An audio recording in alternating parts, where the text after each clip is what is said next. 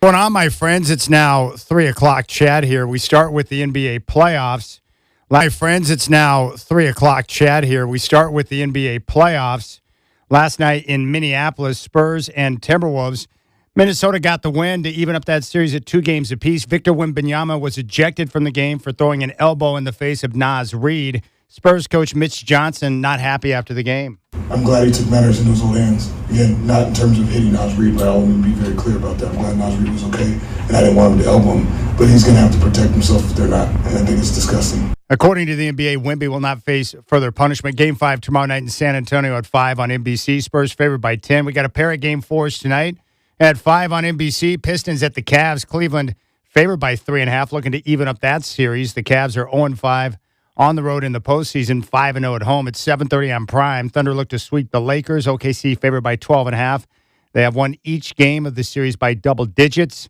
And the NFL schedule to be released this week. One league, Giants will host the Cowboys in the first Sunday night game of the year.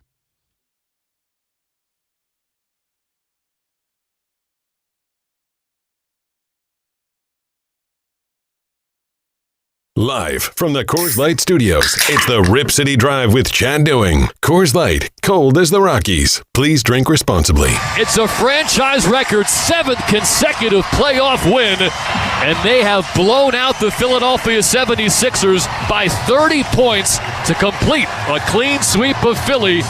Final score, 144-114. The rebound is collected by Harper. The horn sounds, and this game is over. The Wolves have rallied in the fourth quarter from 8 down with 7:48 to play, and they win it, 114-109. Now carried around to the corner by Caulfield, up high. Hudson moving in, passes over, scores! And Cole Caulfield wasn't going to miss it twice. Well, there's the final horn, and that'll make this one official. The Buffalo Sabres got their perfect road record to Montreal, but it doesn't count for much tonight. A 6-2 blowout win for the Canadians. Strap in. The Rip City Drive with Chad Doing starts now. The Wolves have rallied in the fourth quarter from 8 down with 7:48 to play. The Wolves have rallied in the fourth quarter from 8 down with 7:48 to play, and they win it, 114-109. All right, what's going on? Rip City Drive, Chad Doing on this Monday. Hope you had a nice weekend. I hope all of you mothers out there had a wonderful Mother's Day. The Godfather, Dwight Jaynes, is going to join us coming up at 3:20.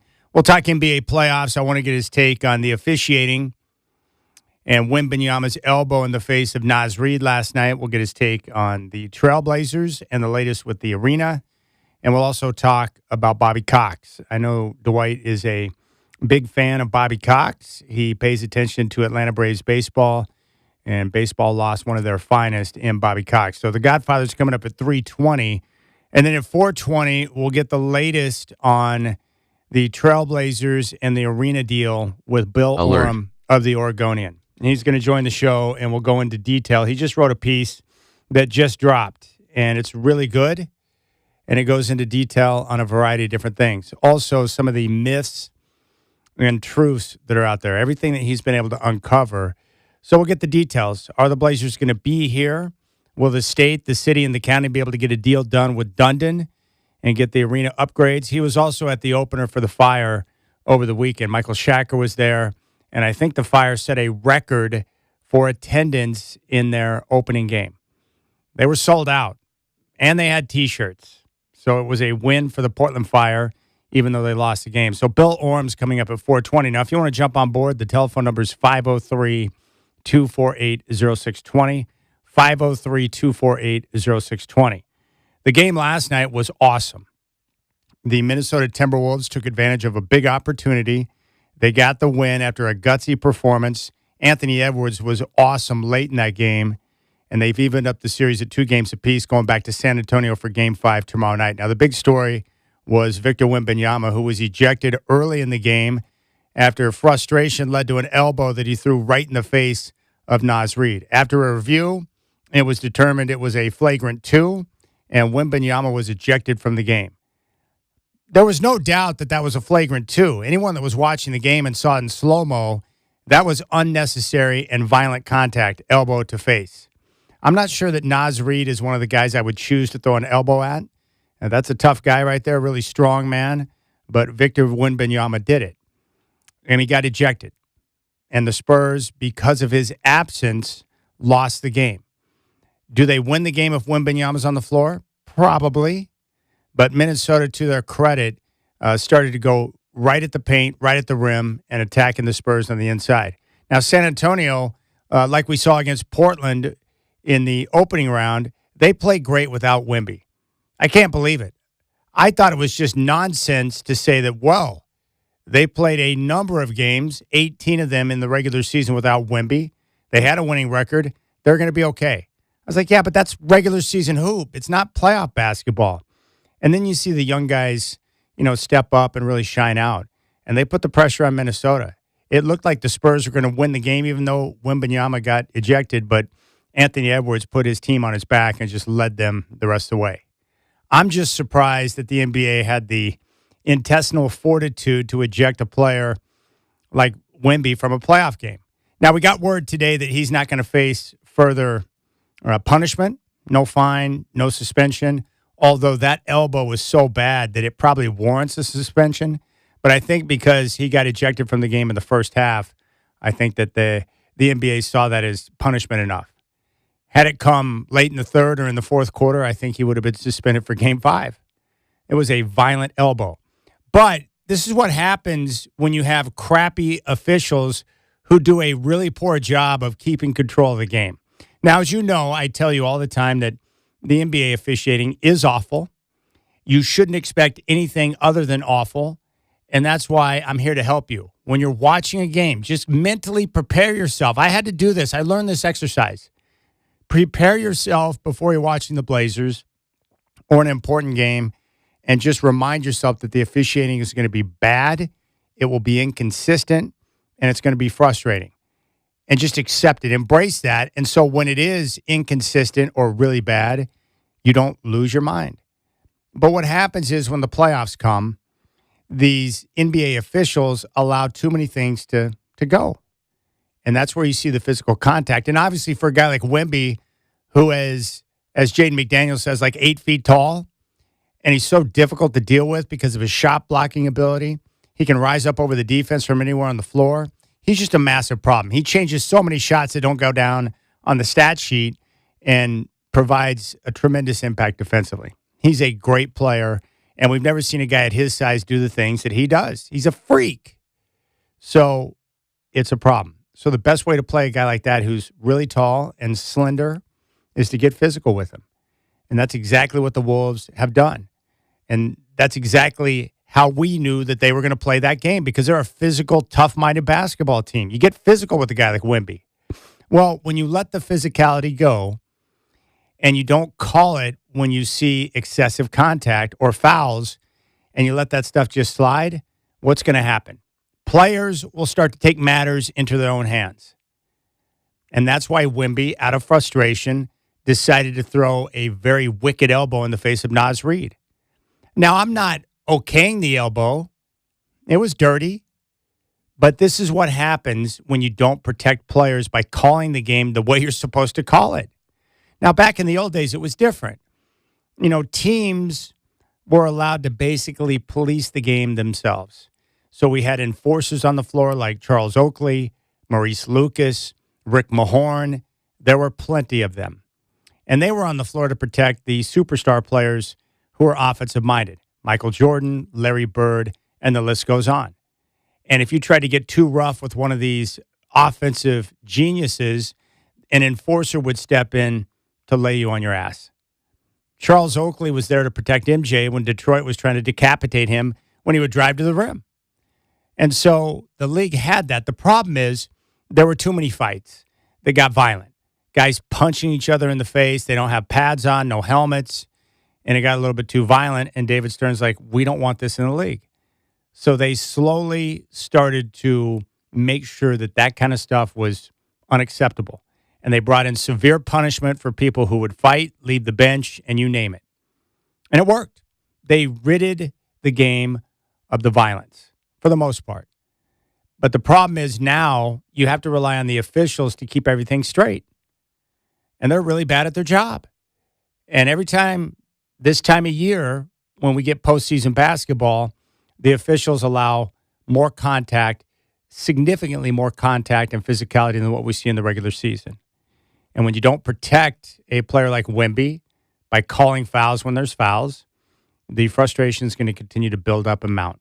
And that's exactly what happened. I think Wemby's done a pretty good job of keeping his cool throughout the course of the postseason, but eventually he was like, enough is enough. So there you have it. I blame the officials for being really bad at their job and not controlling the game. And as for the elbow by Wemby, in a way, I kind of respect it. You got to remember, I grew up watching basketball in a different time when teams would send messages or guys would get, the crap beat out of them occasionally when teams were trying to send a message that we're not going to let that kind of stuff fly. Well, I kind of respect the elbow because Wemby was trying to protect himself, but I'm just happy that the league actually had the balls to throw him out of the game. But they got to be better at their job, and they won't be better at their job because the NBA has allowed poor officiating to mar the game for years. It's plain and simple. Now, Mitch Johnson, head coach of the Spurs, he's got the hoarse coach voice right now. He was in a really bad mood after the game. And, of course, he's going to take up for his player. He's like, oh, I totally understand it. We told him to protect himself. Now, I wasn't saying that he should decapitate Naz Reid, but I totally understand it. It's really disappointing, B, in terms of when he tries to fight through things and be professional. When he tries to fight through things and be professional and mature and deal with some of that stuff. I'm glad he took matters into his own hands. Again, not in terms of hitting Naz Reid, but I want to be very clear about that. I'm glad Naz Reid was okay, and I didn't want him to elbow him, but he's going to have to protect himself if they're not. And I think it's disgusting. So it sounded to me like there's something differently you'd like to see from the officials in the way they officiate him. I just think that the amount of physicality that people play with him, at some level you have to protect yourself. Every single play on every single part of the floor, people are trying to impose their physicality on him. I get it, we get it, that's part of the game.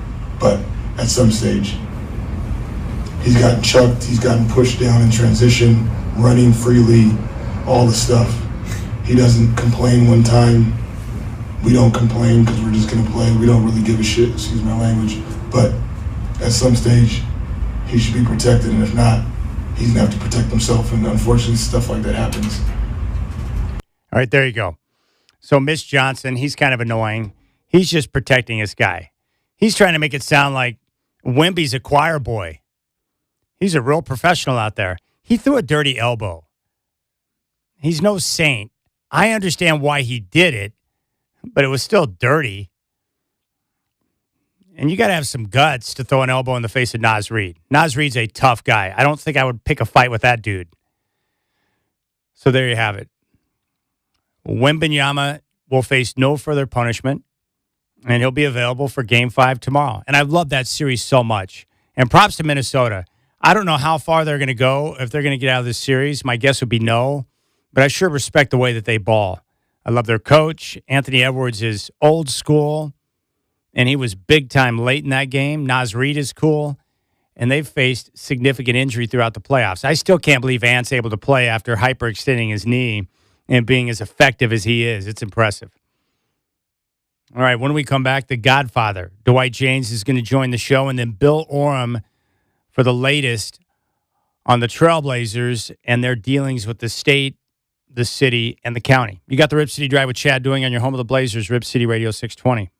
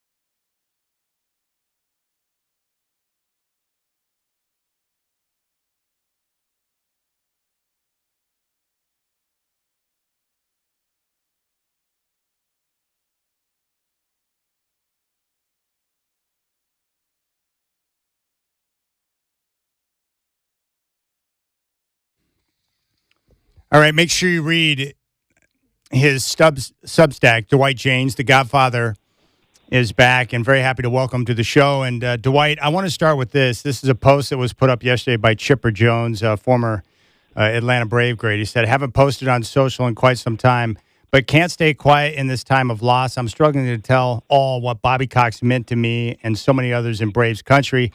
He was a leader of men and a second father to so many Atlanta Braves through the years. I'm so sad today, but as I sit here watching my two youngest boys play in their championship games on the day he passed, I can't help but shout the same things he did from the corner of the dugout. Come on, kid, you got this. We're all going to miss him so much, but his legacy is forever cemented with the success of this franchise. For the last 35-plus years, he started it as a GM, continued as a manager, and passing the torch to others. The Braves will continue to be a force that Bobby Cox always wanted us to be. We love you, Skipper. You were our rock. I love you more than words can express. My boys won both their games. Bobby had a hand, I have no doubt. So, Godfather, I wanted to ask you your thoughts on Bobby Cox and what the game of baseball lost with his passing. Well, Chad, I was fortunate enough to come in contact with him a few times, interviewed him a couple times, and found him so gracious and giving. The interesting thing, I think, that tells you a lot about Bobby Cox is how long he managed. And, I mean, you can't find a player that didn't just love this guy. Now, how can anybody be in coaching or managing 30-some-odd years and have that much love generated from the people they're leading? It just usually doesn't happen. You know how it is in the NBA. A guy gets a coaching job. He lasts 3, 4, 5 years, maybe more if he's lucky. But in the end, he hates them and they hate him. It's almost that way all the time. And you just leave, and it's usually not a pleasant parting. And the thing about Bobby Cox is, you listen to those Braves guys who played for him for 1 year or much longer, and they all sing his praises and how easy he was to play for, how smart he was, how good he was with people. And also, I think a good tactician. And the thing I always appreciate about the Braves, if they got a player in a trade or called him up from the minor leagues and he didn't fit, they didn't waste any time. Guy was out of there. Even guys with big contracts, if he didn't fit, if they didn't like him, if there was something about him that rubbed the other guys wrong, he was gonzo. They didn't mess around with that. They didn't let anything interfere with their chemistry in the clubhouse, and that's so important. We've learned it over the years in all sports. Those guys that get along in the locker room, they're better off. They're better teams for it. Godfather, I grew up watching Braves baseball because they were on TV on TBS every day, just like I did with Chicago Bulls basketball. But we all fell in love at my age with the Atlanta Braves in 1991, and they played in one of the best World Series I've ever seen in my life against the Minnesota Twins and lost that series. But that team is kind of what started that mission with their great teams, and I really enjoyed watching them play. So I guess what I'm learning from you now is that the key to their success, it really was Bobby Cox. He's what made everything go. Is that what you're telling me? Yeah, and a good front office that got them good players. There's no question about that too. They were very smart in talent acquisition, but and for the most part, most of those years they had a great owner in Ted Turner. And there's a couple great lines I saw on Twitter about Ted Turner. And as a watcher, as a kid that you were, Chad, I think you'll appreciate them. They said, "Is Ted Turner's funeral really going to start at 7:05?" Everything on TBS started 5 minutes after the hour. I was like, why does this happen? That's exactly right. Oh, my goodness. Somebody also said, well, if it doesn't start on time, they should just put on all episodes of the Andy Griffith Show. Yeah. Yeah, they played that. Or if they were going to go with movies, they'd always show like Clash of the Titans or Beastmaster, like on rotation every weekend. It's amazing. But I love it, and it's pretty crazy that he and Turner passed away almost on the same day. But I sure enjoyed watching those Braves teams, and I know you appreciated him a great deal. All right, I want to play this clip for you. Mitch Johnson, head coach of the Spurs, sticking up for his guy, Victor Wembanyama, who got ejected last night for a flagrant 2 after he threw that elbow in the face of Naz Reid. I'm glad he took matters into his own hands. Again, not in terms of hitting Naz Reid, but I want to be very clear about that. I'm glad Naz Reid was okay, and I didn't want him to elbow him. But he's going to have to protect himself if they're not, and I think it's disgusting. All right, Godfather, you've talked about this for years. The elbow was definitely dirty, but this is what happens when you have inconsistent officiating and they have no control over the game. And that's kind of what I saw. And it's been going on in the playoffs now from day one, where they're allowing much more physical contact than what we see or what we saw in the regular season. Yeah, Chad, I wrote about it today. I'm so tired of this. When you allow as much contact as they're allowing, it becomes harder to call a foul. What do you choose out of that buffet of fouls you're standing there looking at?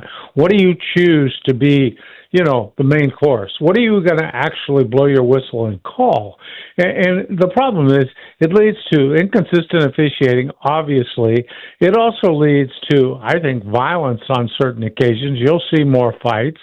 That elbow from Wemby, I thought, was really malicious. That was no ordinary elbow. I mean, you see elbows in the regular season all the time where a guy will just kind of lightly tap you, but that one if he'd have hit him a couple inches higher in the temple area. Oh, my goodness. Man, that would have been really bad. And you just can't have that stuff. But, and he was getting beat up. I understand that. I get that. He was. And that's how people are going to play him. You might as well get used to it.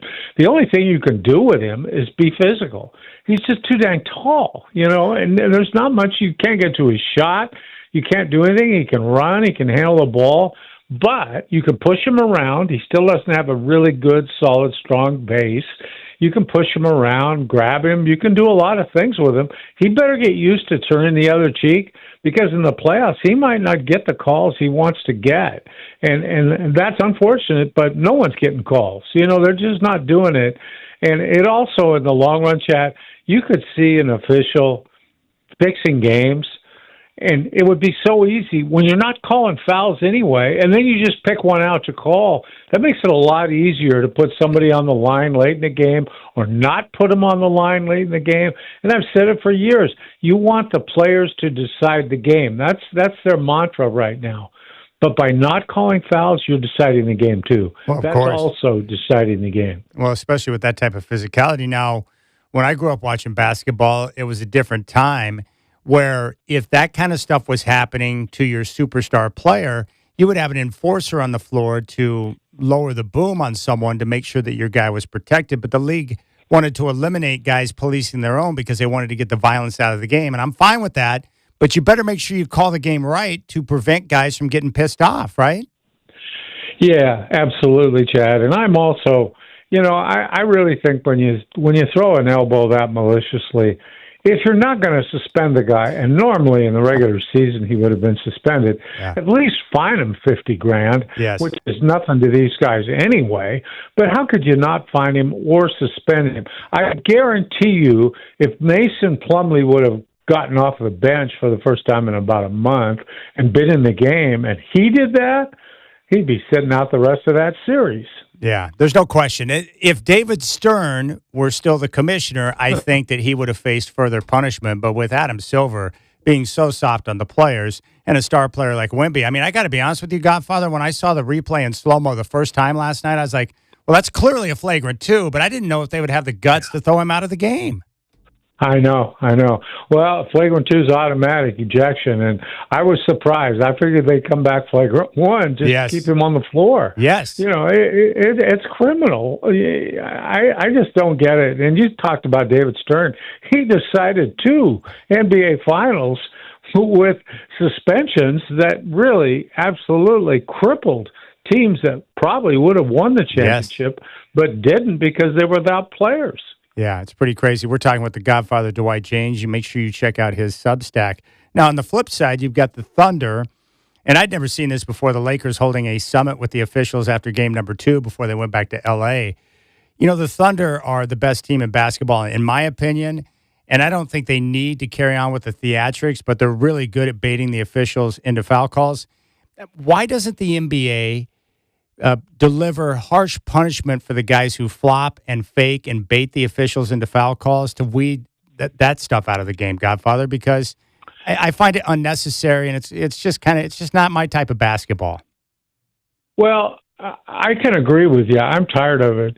But let's go to the root cause of this. Now, if I'm playing and I keep getting sent to the foul lines when I flop, Yes. I'm going to flop. Why aren't you finding the officials who are falling for this? How many times do you have to stand there and watch this guy? And you know what I'm talking about. That's GA. How many times do you have to see it? How many memos have to be sent out before they quit falling for this stuff? Send a memo out. If you're caught putting this guy on the line for something that flat out didn't even happen, you're going to get fined $50,000. And on an official salary, that's a lot of money. So that I don't get that either. And some of it does fall on the referees. These guys aren't that good at flopping because you and me and Joe Blow up at the final row of the 300 level, they all see it. Why aren't the three guys on the floor seeing it? Yeah. I don't get it. No, it's crazy. Well, the one bright side is we get a chance to watch LeBron get swept out of the postseason tonight. Nothing wrong with that. Yeah. I love it, too, because he's going to continue this charade after the season is over about whether or not he's going to come back. You and I both know there's no way he's going to miss the retirement tour, whenever that is. Hopefully soon, but there's no way he's going to miss out on that. Kind of just hold everybody hostage for a long time. I don't know if I'm going to retire or not. Don't know if I'm coming back to the Lakers or not. Don't know. Everything's going to be a big mystery.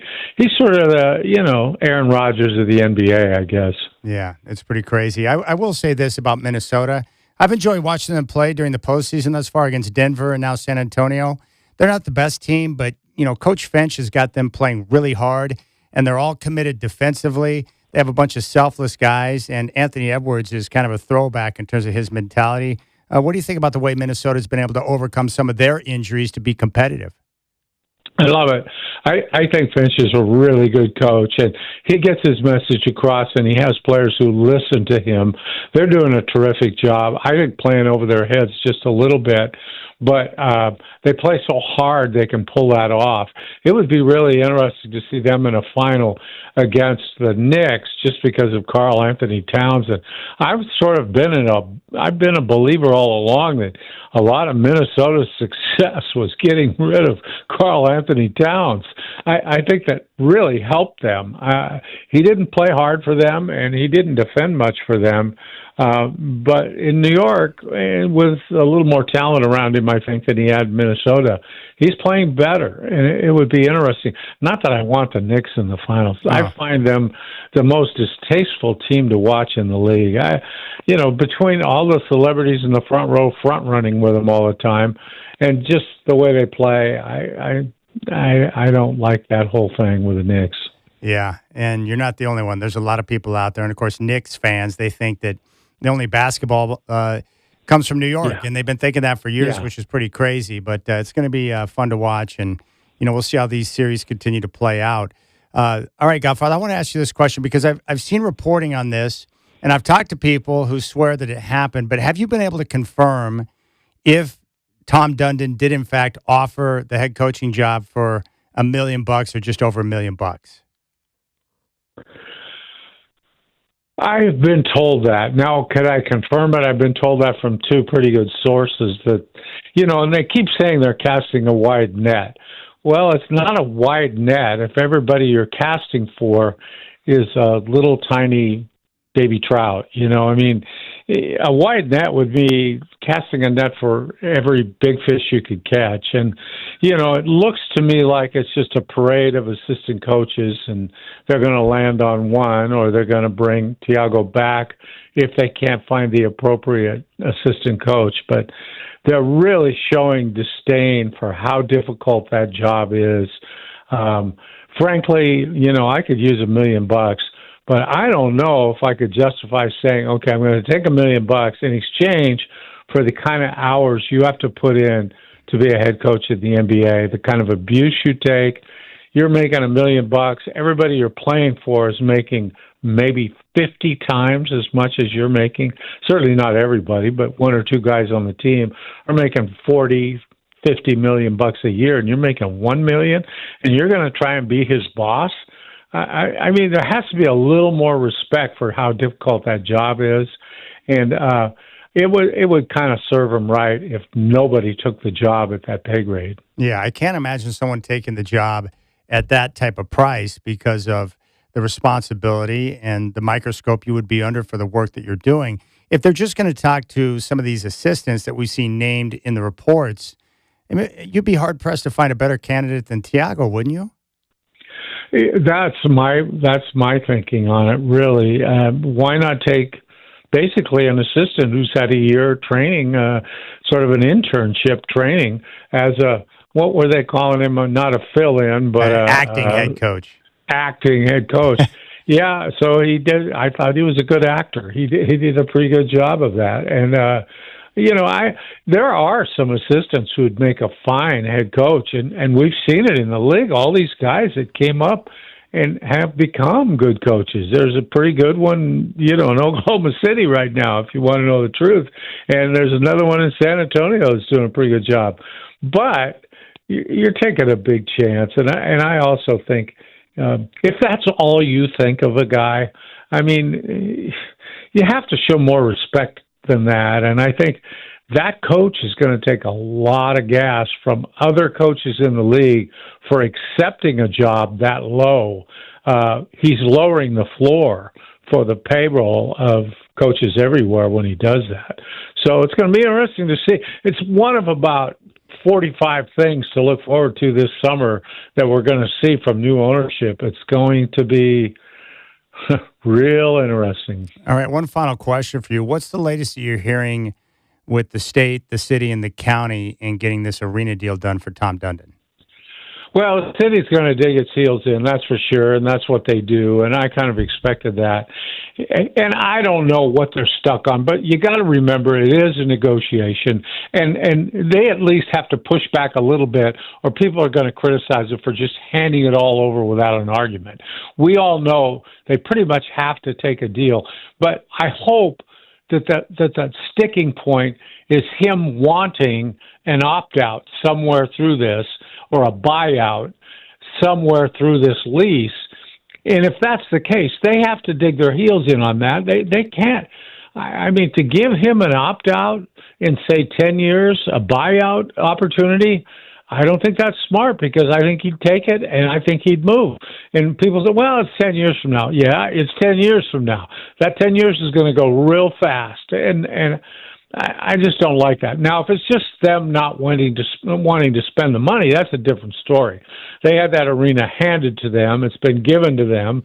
They operated it, mostly at their expense for years. So Paul Allen just wrapped it up and gave it to them. So they better not, and they made this stupid deal of buying it anyway, which was crazy, and I said so at the time. They wonder why I sold it to them for $1. God. If anybody ever got swindled for $1, that was the city of Portland. They actually got swindled for $1, if you can imagine. Yeah, it's pretty crazy. All right, Godfather. Check him out on Substack, substack.com, Dwight Jaynes, and you can read his stuff. He just put out a piece today. I appreciate your time, Godfather. I hope to see you soon, my friend. You might see me out here on the golf course one of these days, Chad. Yes, that time is coming. I'm about a month out from the tournament with your wife. And, of course, my golf season is now underway, so I am focused on one thing, and that's making sure that when that day comes for tournament time with Nancy, that I'm ready to roll. That's what we're looking for. I can't wait. It'll be very exciting, Chad. All right, look forward to it. Talk to you later. There's the Godfather, Dwight Jaynes. All right, appreciate him. I'm 503-248-0620.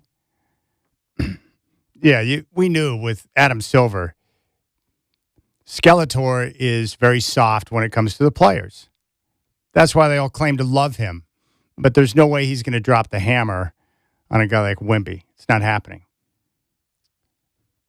Now, I grew up, I'm a huge He-Man fan. I thought the cartoon was phenomenal. They've got a new Masters of the Universe movie coming out. I'm skeptical, but I'm tempted to go see it. The cartoon was phenomenal. All right, Bill Oram with the latest on the city, the county, the state, with the Trailblazers at 420. You got the Rip City Drive with Chad Doing.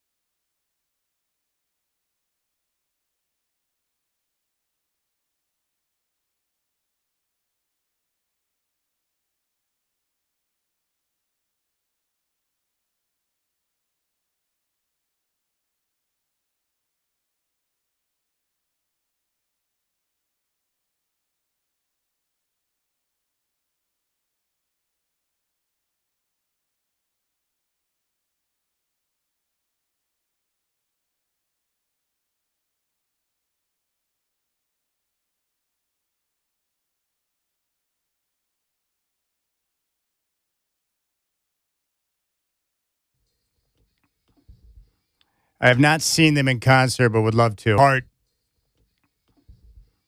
I have not seen them in concert, but would love to. I've seen the live version of a show they did up at the Paramount Theater in Seattle. I've seen one concert there, Kelly Clarkson, back in 2007, I believe it was. America's going to be up there later on this summer, and that would be a good show as well. But I'm going to see them down in Vegas with my buddy Steve. But Heart is one of those shows I would like to see. The sisters are rockers, and you got to love that. All right, 503-248-0620 is your telephone number. Whatever you want to talk about is fine by me. Again, I'm not deeply offended by the elbow that was thrown by Victor Wembanyama. It was dirty. It was really greasy and dirty, no question about it. And he was trying to cause some damage. And fortunately for Naz Reid, it caught him in the perfect spot. How tough is Naz Reid, too? He got smashed in the face by an elbow thrown by Victor last night. He had a bummed ankle, had to leave the game for a while, then came back in. He showed toughness. And I think it's because Anthony Edwards is one of the toughest guys in all of basketball. Like, that guy is just flat out tough. And he reminds me of one of the old school guys I grew up with, like in the late 80s or early 90s. He's a great throwback player. He doesn't care what you think. He's going to talk junk, and he's going to do it his way. But he was huge down the stretch in that game last night. And I give credit to the Spurs. I laughed at the idea that somehow the regular season success they had without Wemby would translate to postseason basketball. And it has, because they play really well. They're well coached, even though their coach is annoying at times. They defend, they're committed, and they're smart. Like, that's a really good basketball team, even without Wemby. And some of their young guards are just fun to watch. And De'Aaron Fox is still one of the fastest guys end-to-end with the basketball in his hands in the game. He's a big-time shot maker. He made some crazy shots last night, but the Minnesota Timberwolves did enough to get the job done. And it was impressive. And even after the game, on the floor, Ant discussed that, where he's like, hey, we had to take advantage of the opportunity with Wemby not in the game. And that's really what it comes down to. If you're fortunate enough to play half a game without Wemby on the floor, you can't lose that game. You've got to win that game. Now, I still expect San Antonio to win the series. I just think they're the better team with more talent. But Minnesota is a resourceful team. They're tough, and they're defensive-minded. And like Dwight said, Chris Finch, he gets guys to do what he wants. It's one of the keys to being a basketball coach. Can you get high-priced dudes to be able to play and do the things that you need them to do to win games? And Chris Finch does that. Now, I saw the Knicks game yesterday. They set a record 25 threes. They were making it rain against Philadelphia. And I don't feel the same about the Knicks or this particular Knicks group that Dwight does. I like watching them play. And I thought it was ridiculous to get rid of Coach Thibodeau and bring in Mike Brown, because I'm not convinced that he's like Mr. Naismith when it comes to running a basketball team. Let's just say that. But they play really hard as well. And Jalen Brunson is awesome because, like Ant, he's an undersized guard, much smaller, but he's tough. He can get to his spots. He's crafty with the dribble. And his footwork is tremendous. And that's what allows him to get the space in some of those tight windows to get his shot off. And you know he's going to go left, and yet he continues to do it. But when you hit that many threes, and Philadelphia just looked like a team that was, well, they were done. Right from the opening tip, they were done. They were done on Friday night when they got whacked in Game 3, but they showed up for Game 4 and just rolled over. And most teams that are facing a 3-0 deficit do the same thing. They just lie down and die. Might as well. Why suddenly decide to play hard and put together a good effort when you can just be in Cancun sooner? They didn't want to jump on a plane and go back to New York to play another game where they would most certainly lose and then be bounced from the postseason. But the problem with Philadelphia, and this goes with any superstar player that's like a load management guy, why would you want to invest those type of dollars in a guy that you can't count on when you need him most? And that's the problem with Joel Embiid. Great player, tremendous talent, and really unique as a big, but you cannot rely on him to be available when your team needs him most. And I don't want to pay 50, 60, or whatever the number is per year for a player that I can't count on in the postseason. And it's ridiculous. Look at Anthony Edwards. The guy nearly had his leg removed in the Denver series, and yet he finds a way to get himself back on the floor so he can be there for his team.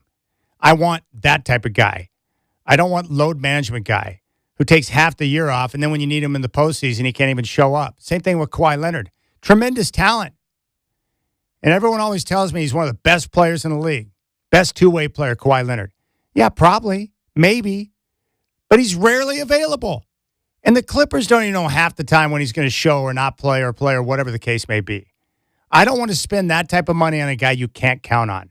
Give me the Iron Men, the guys that show up every night with big balls ready to roll. And it's why I respect Tamani Kamara so much. That guy was out there balling his ass off throughout the course of the year, started and played in every single game, and every single night was picking up the other team's best offensive player. And he traveled more than anybody else in the NBA on defense. Miles traveled. And he played in every game. He didn't need load management. He wasn't looking to take a night off. He just showed up every single night ready to go. I like those type of guys. I like Iron Men that want to play and be there for their teams. Anthony Edwards, the Knicks right now, collect paychecks and then not show up in the postseason. And the Knicks right now are paychecks and then not show up in the postseason. And the Knicks right now are a juggernaut. They're going to get some good rest. That's probably good for OG Anunoby. And then we'll see how things shake out with Cleveland and Detroit. I would expect Detroit to win tonight and close that series out in 5. I was happy for James Harden to have a couple of big moments late in that game 3 in the fourth quarter. But the Knicks right now are a juggernaut. That Detroit-New York series in the Eastern Conference Finals is going to be pretty awesome. And then we'll see who Oklahoma City, we all know they're going to sweep the Lakers out tonight. Oklahoma City is one of those teams where you can be up by 4, 5, 6 points like we saw from the Lakers in the last 2 games. And then all of a sudden they go on an 18-2 run, game over. And what was amazing is that they were laughing at LeBron and clowning him as they were kicking his ass over the weekend. Oklahoma City's really good. San Antonio, Oklahoma City would be nice. And I'll watch Minnesota play anyone because they're tough and they want to get after it defensively. All right, 503-248-0620 is your telephone number. Bill Oram going to join the show at 4:20.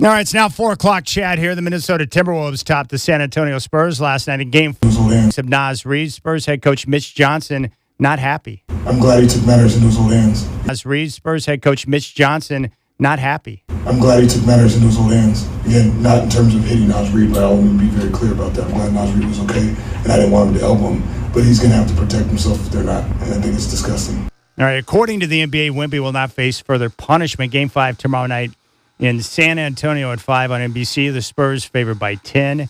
Got a pair of Game 4s tonight, 5 o'clock. Pistons at the Cavs. That's on NBC. Cleveland favored by 3.5. Looking to even up that series. The Cavs 0-5 on the road in the postseason, but they're 5-0 at home. 7:30 on Prime. The Thunder will sweep the Lakers out of the postseason. They're favored by 12.5, and they've won each game in the series by double digits. According to Shams, the Bucks are open for business, taking offers on a potential trade involving Giannis. And we have one leak on the NFL schedule. Cowboys at the Giants, first Sunday night game of the year.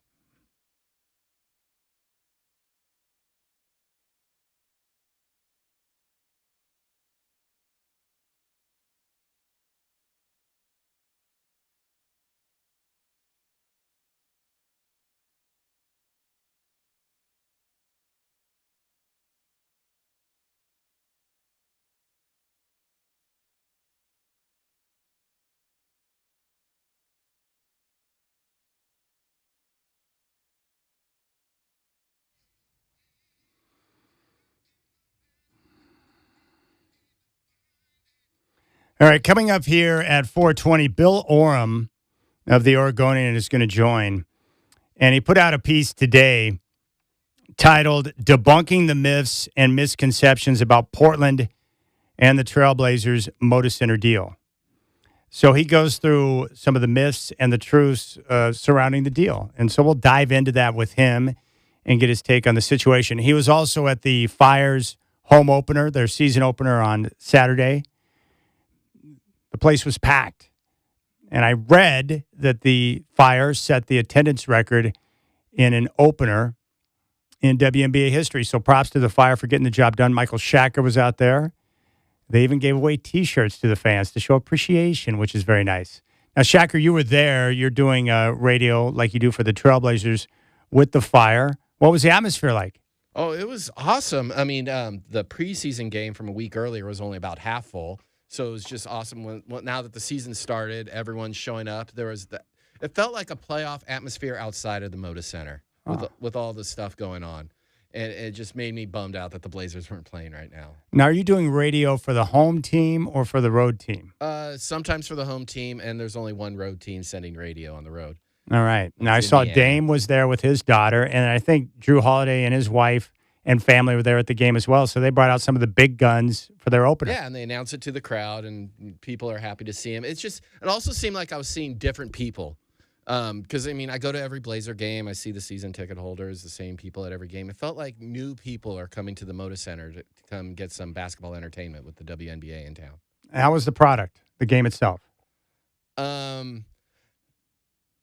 I knew going in that it's going to be a tough season for Portland. Yeah. And I'm just I'm hoping they could turn this around. But, yeah, with being an expansion team and so-called WNBA experts are saying it's going to be a really rough season for the Fire. Yeah. But it was fun. I mean, I just accepted it was just an event, and I wasn't worried about how it's going to turn out on the field. I mean, on the court, with it being an expansion team. But do you watch women's college basketball? I mean, that's my only comparison because I'm more familiar with the women's college basketball product than WNBA. So I'm kind of a rookie to becoming a WNBA fan. Yeah, I watch some of the women's college hoops. My favorite women's sport right now is the college softball. So they just announced the seedings for the tournament yesterday. Oklahoma's number 3. They're the number 3 overall seed. So the SEC is going to be real strong. So I love watching the softball. But, you know, that's what I'm excited about with the WNBA. It's the big name players. Like the idea of Caitlin Clark and some of the other big names coming to town. Like I like that. Those are the type of things I want to see. Yeah. So right now I'm just looking at it's a great thing to do. Get out of the house. Check out some basketball when the weather's good. All right, one side note for you, Shacker. I watched a review on YouTube over the weekend for someone that had seen a special screening of the Mandalorian and Grogu movie, and it sounds like the movie's going to be awesome. like really awesome. And he said that a couple of the trailers did not do the movie justice, in particular the one on Super Bowl. So you can forget about the trailers. It sounds like this is going to be a smash hit, and I can't wait to see it. All right, I need to catch up. Do you watch all the Star Wars shows? Is there anything I need to watch beforehand other than Mandalorian? Is there any characters coming in? Like, Not that I'm aware of. He didn't give away any Easter eggs or any specifics on it. What I've been doing is just going back and rewatching episodes of Mandalorian to make sure I'm up to speed on all the details I may have forgotten. So I'm going to be fully primed after watching or rewatching Mandalorian. yeah, they had some interesting characters that they introduced in the Boba Fett show, and I was hoping maybe they can slip them into this. We may movie. see a return of some of those. Okay, that's good. Yes, it sounds like we're going to get a return of some of those, which is pretty cool because I want to see some of those characters. The Book of Boba Fett was really good too. And it included the Mandalorian in the Book of Boba Fett. So I'm excited. I think the movie's going to be good. I know we were concerned after that Super Bowl trailer, but sometimes you can't read too much into a trailer because I've seen trailers that were great. I go to see the movie, it's garbage. And I'm like, wait, what's going on here? All right, I feel like I need to see it in the theaters because that's where the real fans will be, and they'll like shout out when there's like a Easter egg on the screen or like a character you don't expect, and also don't want anything to be ruined. Now, the weird part is I've been checking the theater where I bought tickets for that opening night on the 21st. So far, there's only 5 total seats that have been purchased in that theater for that night. But again, it's showing in multiple places, multiple theaters. I'm not going to an IMAX. I'm going to see it in standard definition, so that could be part of it. And I'm also going to a theater that is less crowded than some of the others. So I handpicked the theater I'm going to avoid crowd. Well, you jumped the gun. You're 2 weeks in advance. A lot of people buy their tickets the day of. It should be pretty close to full the night you're going, Thursday before the real opening. Yeah. Yeah, that should be a full theater. You're just smart to buy your tickets early. All right. So Bill Orm's going to join us coming up at 4:20. The main thing I want to know from him is if the state, the city, and the county can come to an agreement and they offer up a package to Tom Dundon. If he gets the funding that he wants for the arena improvements, is the team going to remain in town? That's really all I care about. Now, obviously, if they don't come to an agreement and they don't get any funding to Dundon, then I think all things are possible at that point. But if an agreement is made, will the team stay? Like, I want to know what he knows about that. I'll also ask him about what he's offered coaches or what Orm has heard about the coaching search and what's being offered out there. I still find it hard to believe that Tom Dundon offered someone like $1 million or just over $1 million to be the head coach. Now, even if he's trying to save money in certain spots, he would have to know that no one's going to accept an NBA head coaching job for $1 million. One, because it's a hard job with a lot of scrutiny, and nobody is making $1 million a year to coach an NBA team. And if someone takes that job, they'll reset the market, and no one wants to be that guy. Like, you're not doing your colleagues any favors if you slide into a head coaching job taking $1 million a year. Other teams, other owners would be like, hey, look at what Portland did. We'll just go out and find a guy for $1 million. No one wants to be that guy. I'm not saying that Tom Dundon has to go out and spend $13 to $15 million a year for a guy like Steve Kerr. I just want them to hire the best possible candidate. If that's Tiago Splitter, do it. If it's somebody else, do that. Make the decision based on who is truly the best coach for the job, not because you're trying to find a young guy where you might be able to save a few bucks. That doesn't make sense to me. You want to have the best possible coaches, players, everything you can to possibly win. That's what it's all about. But the playoffs so far, some of the series are a yawner, like the Lakers and Thunder. It's such a mismatch. Like, it's not even close. Like, the Thunder are out there toying with the Lakers right now. And so I'm really not into that series. And that's because Oklahoma City hasn't been tested yet. They played Phoenix, and now they're playing the Lakers. The next series is going to be awesome. They'll get Minnesota or San Antonio, probably the Spurs. And that's a titanic matchup between two well-balanced and great teams on both ends of the floor. And we're going to get the same thing in the Eastern Conference. I expect Detroit to advance. New York will be waiting. The Pistons and the Knicks is going to be great. And I am, by the game, developing more and more respect for Cade Cunningham. He's a big-time player. He's got size that you don't realize he has. He's got great handles. He can get to his spots. He's able to create for his teammates, and he's a big-time shot maker. In the mid-range, from distance, he can do it all. Really impressed. Like the Pistons, they played a good game number 3, but down the stretch, Donovan Mitchell, James Harden hit big shots. Big shots, and got the win. And we'll see what happens. That game 4 is going to tip off here at 5, and then we'll get the Lakers and Thunder at 7:30. So there you have it. That's the situation. We're waiting to see what happens in those series, and then at least we'll get 2 terrific matchups in the conference finals before we get to the NBA finals. But I feel the same way today that I did when the playoffs began. I think Oklahoma City is going to go back-to-back. It's not a done deal, but they are the best team. And that's why it's frustrating to see them with the antics. And the reason why they continue to flop and act like they do is because they get away with it. It all goes back to the officiating. The officials are not held accountable for their poor job. So we're seeing that with the antics with Oklahoma City and the foul baiting. And then we see it in a game like we saw last night where they allow a game to get out of control because they're not calling the game according to the rules, and physicality starts to take over the game, and Wemby reacts to it. And that's because the officials pick and choose where they're going to call fouls. And if you're a team like Minnesota and you're getting away with physicality on Wemby, you're going to keep doing it because that's the best way to play him. So that's frustrating, but that's what the league does. They're inconsistent in applying the officiating. I still want accountability. What I want to see are the officials having to step up to the podium and answer questions after the game. Why did you call this? Why did you call that? What was going on here? If they knew they had to face the music after the game each and every night, it might help them improve their job if they had to explain themselves. So I'm hoping at least maybe that's possible. Or maybe the league knows that they're buffoons and they don't want them in front of an open mic after a game. Maybe that's possible. Or maybe the league knows that they're buffoons and they don't want them in front of an open mic after a game. Maybe that's possible.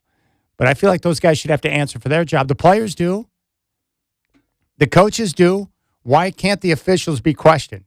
Why are they untouchable? It's unbelievable to me. They really stink, and they're untouchable. Why are they so protected? Have them be accountable for the work that they're doing out there. And they're changing the outcome of some of these games based on the way they call it or don't call it.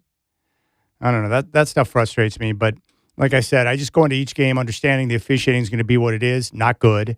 And then when it's not good, I don't get mad or angry or freak out over it like I used to when I was younger. That stuff used to drive me insane. Little Chad, it took me a while to figure that stuff out. I couldn't understand how guys who were so bad at their job could make decisions that would determine the outcome of a game and somehow was allowed to continue. It's like, what are we doing here?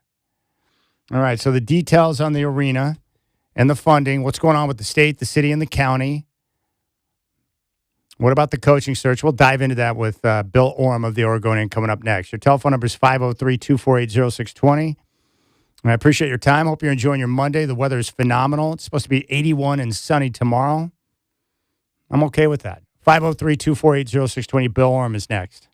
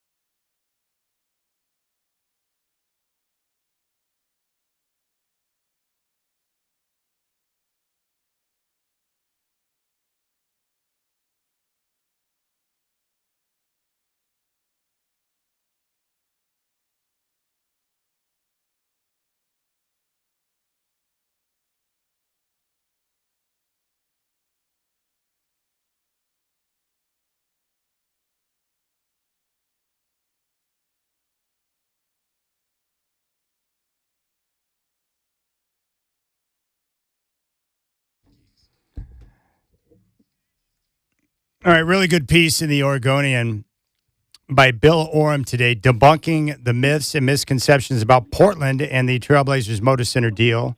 And he joins us right now. And Bill, I was told that you made a pro move as a dad. You've got the kids on video games while you're doing the interview. I like that. I was trying to keep that out of the public view, Chad, but here we are. Now you're just blasting it to everyone. No, I'm sorry about that. It's a good move. I try to limit screen time, or at least I did when my kids were younger. But I would always use, when I needed a few minutes, I knew if I gave them screen time or video games that would get them out of my hair for the time that I needed to get something done. Well, it's funny. We took the TV out of the main living room a couple of weeks ago and told the kids it was going to be a 1-week trial, and we're past that now. So it's like every 5 minutes they're asking if we can put the TV back. So I think we're probably going to end up caving on that at some point too. But I feel you very much on that one. That's great. Before we get to your piece on the Trailblazers, you were at the home opener, the season opener for the Fire. They set an attendance record in that game in WNBA history for the first game, which is awesome. But talk to me about the experience. What was it like? I thought it was great, man. Like, I've been kind of hard on the Fire ever since, ownership got here, and there've been a lot of ups and downs with the launch, right? And maybe that's to be expected with an expansion franchise building from the ground up. They misfired on their first president hire. I obviously was not a fan of the name. But just being in that building on Saturday and experiencing the joy that kind of came out of all corners of the city, the faces that you saw there, fans of the team that, hadn't had a team to cheer for in 24 years. That was really cool and a really special moment for Portland to sell out the building for the first game ever. Obviously, didn't win the game, and that was so totally secondary for the first game. I thought it was just a really special moment. I thought for Portland and for the city, and just to have a small part in it, to be able to be there and cover it was pretty meaningful. That's pretty awesome. Thanks for sharing your experiences. So how do you think you developed there's this swell of people who are after you on social media for either being a fearmonger or sometimes a bootlicker. So why do you think that stuff comes up? Is it because you're delivering the hard news that no one wants to hear in regards to the team and the arena deal, or what's your thoughts on that? Well, I think people don't want the Blazers to move. And it's a lot easier if you just believe that it's not possible. And there's sort of a spirit within the city of Portland, one that, it's obviously a terrific place. Like you and both raise our families here for a reason. But that it's the best place, and anybody who doesn't understand that can go to hell.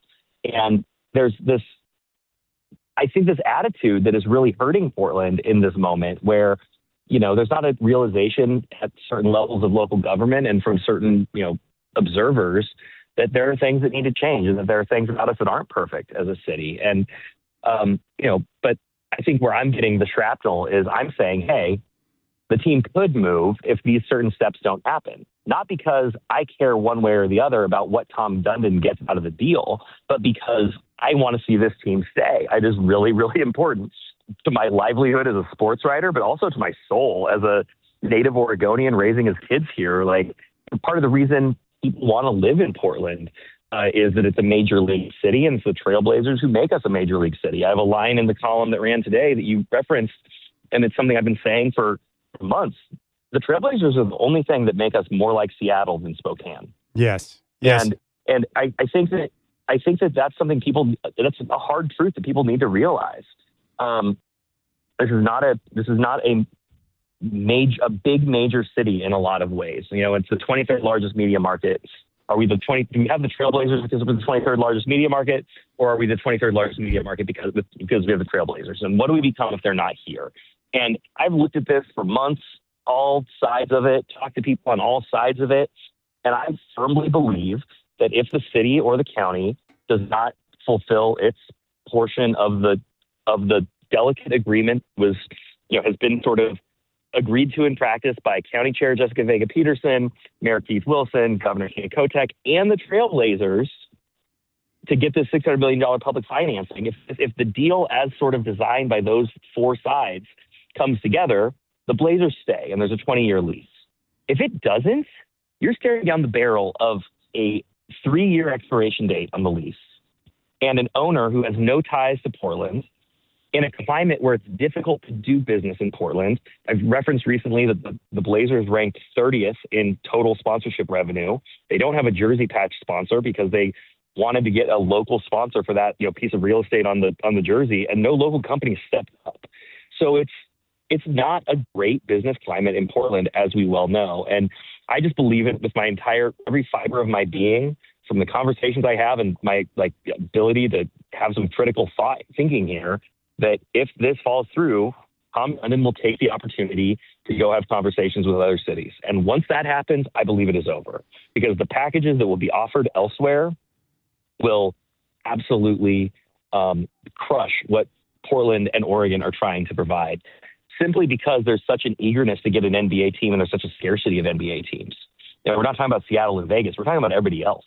Austin, Nashville, San Diego, Kansas City, Vancouver, BC, Raleigh, where Tom Dundon already has a building. All of these things are in play and are probably better places to do business if you're Tom Dundon than Portland. Yes, and that's why I love the point you made in the piece, Bill, where it's like, instead of playing defense, the city of Portland, the state, and the county need to go on offense and act like they're one of those cities begging to get an NBA team in their place. I agree. And I would reference people back to an editorial that the Oregonian ran last summer. I didn't have a part in it. I didn't even know it was coming. There's sort of a separation between church and state of the newsroom and then our editorial board. And I thought they made a really astute point, which was they needed that, the Blazers, that Portland needed to be the best place for the Blazers, not because they've been here, but because it's the best place overall. The best case for a team to be of anywhere in the country. And I don't think that has happened. I think that this deal that is in front of, city councilors and county commissioners right now is the good enough deal. It's the deal that keeps them here. It's not the deal that dazzles them and wows them, but it keeps them here. And that has to be good enough for the next 20 years. All right, let me ask you this. If they come to an agreement and Tom Dundon gets the funding that we've been talking about now for the last year, do you think that there'll be a 20-year lease in place and the team will stay? Yeah, I do. I think that there's steps along the way where things could still fall apart. I think negotiating the actual lease terms could be tricky.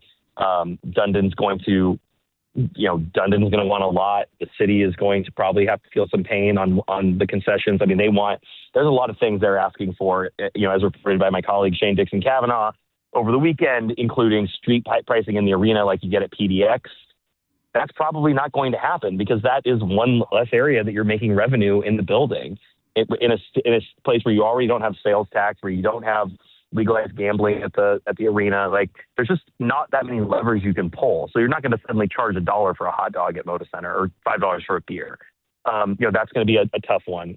So a lot of things they're asking for, I don't think are going to be realistic or going to be palatable to the group coming in.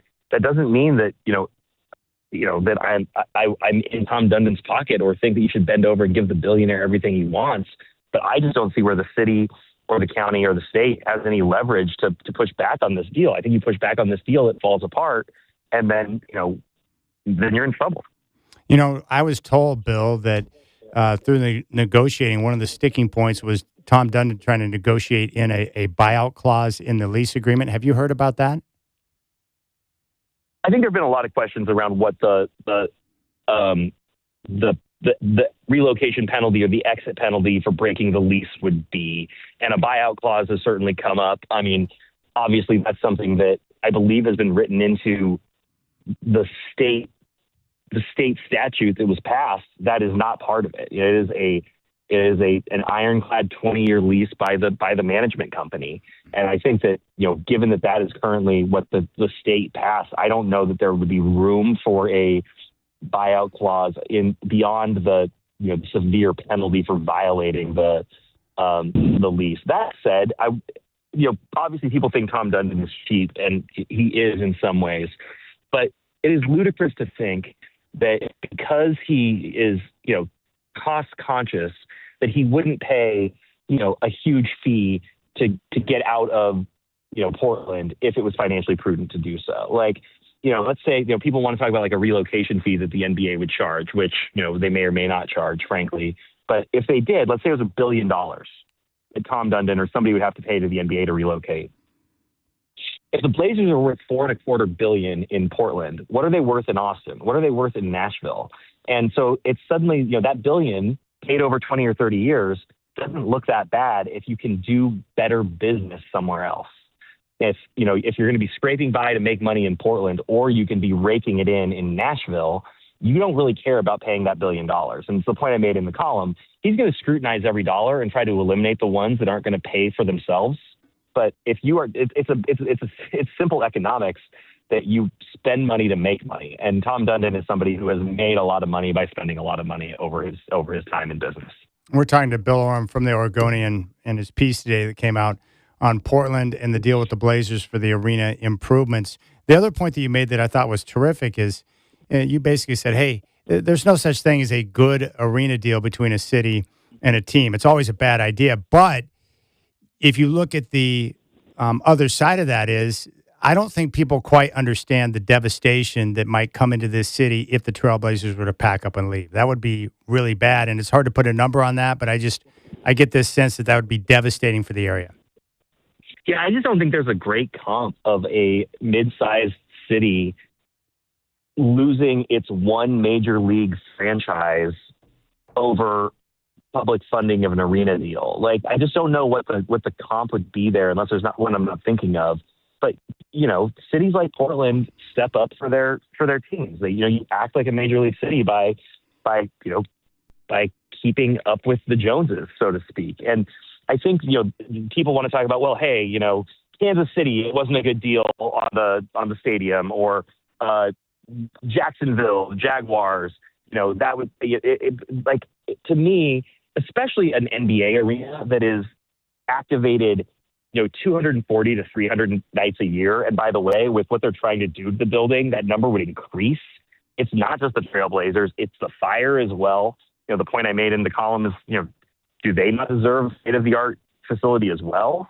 But concerts, other events that you take your kids to, monster truck rallies, the pro bull riders, it's all this stuff that brings Portland together. The building needs to be upgraded for all of those events as well. So that's where I get frustrated with people like Tom Dundon should pay for his own toy. It's certainly, the Blazers building first and foremost, but the city owns the building, and the city bought the building for $1 as part of a good faith understanding that this day was going to come, that Paul Allen built the building and it was privately financed. And obviously the Blazers privately paid for the upgrades over those 30 years or 29 years that was privately owned. Now it's kind of the city's turn. That was everyone's understanding with this deal all along. And if you read the measure or resolution that the agreement for the city to buy the building for $1, it clearly states to make public funding of arena renovations easier. It is easier to publicly fund a publicly owned building than a privately owned one. That was the purpose of the city taking ownership. And now the city, at least certain members of the city council, are balking at that and wanting to walk it back. Well, the toothpaste is out of the tube in a sense, where everybody moved forward with this understanding. Tom Dundon bought the Blazers with the understanding that this deal was going to get done. They thought this deal was going to be done before they assumed control of the team in March. So the fact that we're doing this and it's frankly now on Tom Dundon is pretty unfortunate, because we could have avoided this if more people had been on board with the deal as arranged. And I'm it's not just bend over and take it from the billionaire. It's really, to me, this is a zero-sum game of keeping the Trailblazers in Portland or not. And so I don't know what a good deal looks like if the alternative is that the Trailblazers aren't here anymore. Economically, culturally, spiritually, all the things that make a city, and the one thing that makes us a major league city, and I mean no disrespect to the Timbers, the Thorns, and the Fire. They are awesome in their own regards, but there is a difference when you're talking about the multi-billion-dollar industry that is the NBA, and Portland has had a piece of it for 56 years, and I'm just going to fight tooth and nail, Chad, to make sure that we don't lose that. Like, to me, it is an existential crisis for the city. Anybody who doesn't understand that, I just don't think has been paying attention. Well, and that's why I appreciate your efforts, because I want the team to remain forever as well. I've got two more questions for you. I got to be honest with you. I've never seen a new owner take over and have a worse 2 to 3 week run in the press like we saw with Tom Dundon. How does that happen? Good question. I think there's just a lot going on that's unprecedented. I don't think you've ever had a lease negotiation playing out in the middle of a team transition. I don't know that, if Tom Dundon had taken over the team in the offseason, or if the Blazers had simply missed the playoffs, I don't think that his cost-cutting measures, such as they were, would have landed with such force. I mean, people really responded to the two-way guys not traveling in the playoffs. The coaching question, what they're willing to pay a coach, obviously has been, has generated a lot of consternation. I think that a lot of stuff happens in the offseason with the business side of an organization and people don't even notice. I think if next year you turned around and if there have been some changes to the traveling party or whatever, I don't know that people would have even totally noticed. So I think a lot of it was that it happened when there was a lot of focus on the Blazers and a lot of enthusiasm. I also think that, Tom probably didn't quite, I think Tom has somewhat underestimated the difference in the visibility of an NBA owner versus an NHL owner. Like in Raleigh with the Hurricanes, he's gone through this before where people were concerned he was going to move the team and an arena deal. I never heard about it, Chad. Did you? No. Like I don't know what's going on with the Carolina Hurricanes in the NHL but in the NBA, owners are celebrities. Like, I don't think I know one NHL owner who doesn't also own an NFL or an NBA team. It just isn't quite the same thing. And maybe there's NHL fans who are out there going to tell me I'm crazy, but as a person whose life is sports and paying very close attention to sports business, I just don't think the NHL has the same sort of mainstream breakthrough, especially when you're talking about the owner. So I think that maybe Tom's a little bit caught off guard by how much focus there was on this stuff. But also, everything sort of plays into this fear that Portlanders have about losing the Blazers or about being taken advantage of. So the idea that now he's coming in and pinching pennies and he's a Scrooge McDundon, as I called him, or El Cheapo, that's fun in games really. But like, I do think that his penny pinching has been overstated because if you look at the Hurricanes, they've spent on their roster, they've spent on facilities for their players. I think in the NBA, there is more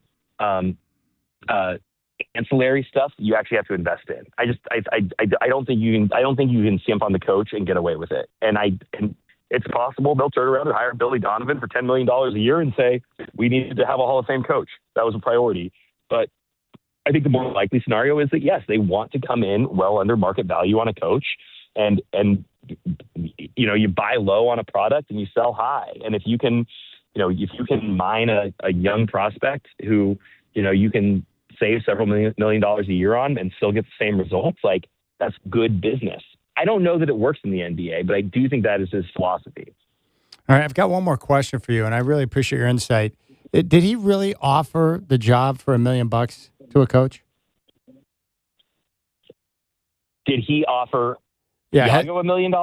No, not Tiago, but I heard it might have been the coach at St. Louis, but has he offered the job up for like $1 million or just over $1 million? Because those reports have been out there. I just don't know if it's accurate. Yeah, no. I mean, I've reported that as well. I mean, that's what I've been told by multiple people that when the Blazers have had conversations with candidates, their agents, that for certain candidates they want to be in kind of that $1 million or $1.5 million range, and that is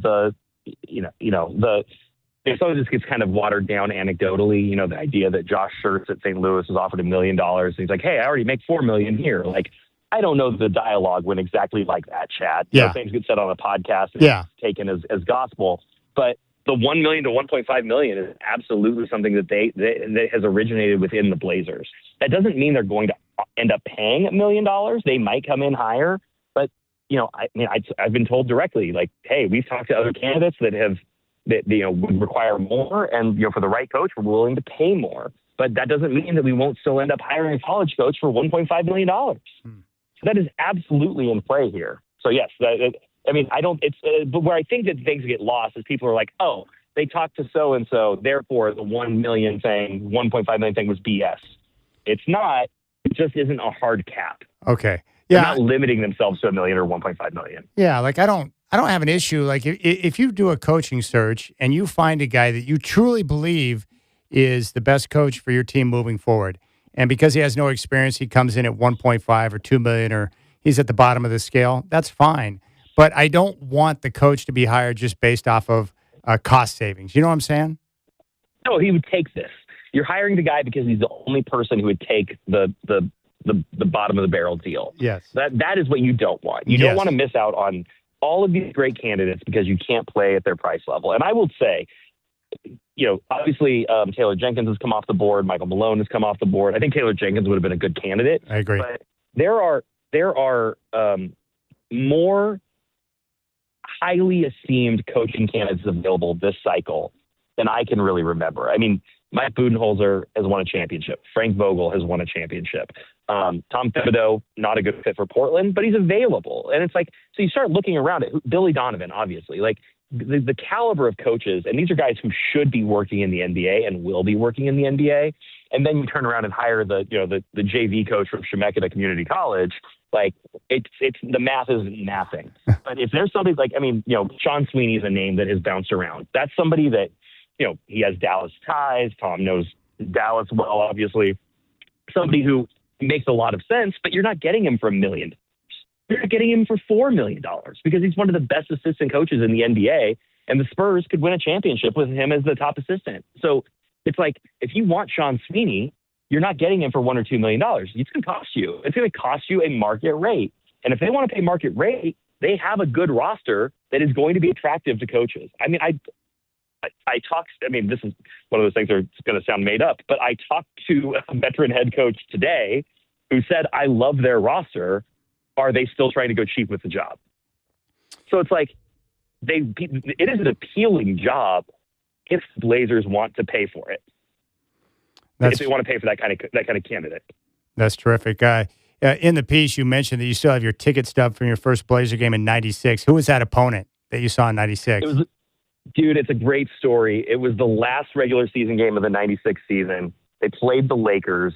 And as you probably remember, that was the year that Magic came back for half the season. Yes. So my first NBA game was watching Magic Johnson's last career regular season game. At power and then he forward. played in the playoffs exactly. And Anthony Peeler got hurt in that game. I've gone back and looked at the box score because I was young enough that I don't have super distinct memories of the course of the game. It was also 30 years ago. But I will never forget that that first NBA game was Magic Johnson's last regular season game in his comeback season. Gosh, that's awesome.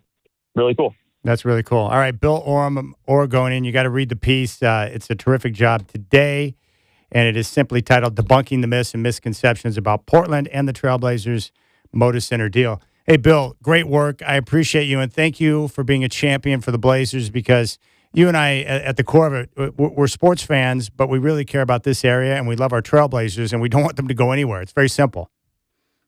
I know what experience I had as a young Trailblazer fan, and obviously as a journalist, you lose that same fandom. But I remember the little kid in me who grew up loving the Trailblazers and what that meant in my life. And to be in Oregon, which often felt like, off the map of the rest of the United States, especially in the world of major sports. And having the Trailblazers was so core to my identity as a kid that the idea that they could escape when there's something that can be done about it is one of the most horrifying things I could even fathom. So I appreciate the opportunity to discuss it with you, Chad. All right, thanks, buddy. Now you can go get the kids off the screen now. Exactly, got to do it. Thanks, man. All right, take care. There's Bill Oram. Soon. All right, I think my first Trailblazer game in 1989, late in the season, Denver Nuggets. And the Nuggets won the game 136-127. Big day for Michael Adams.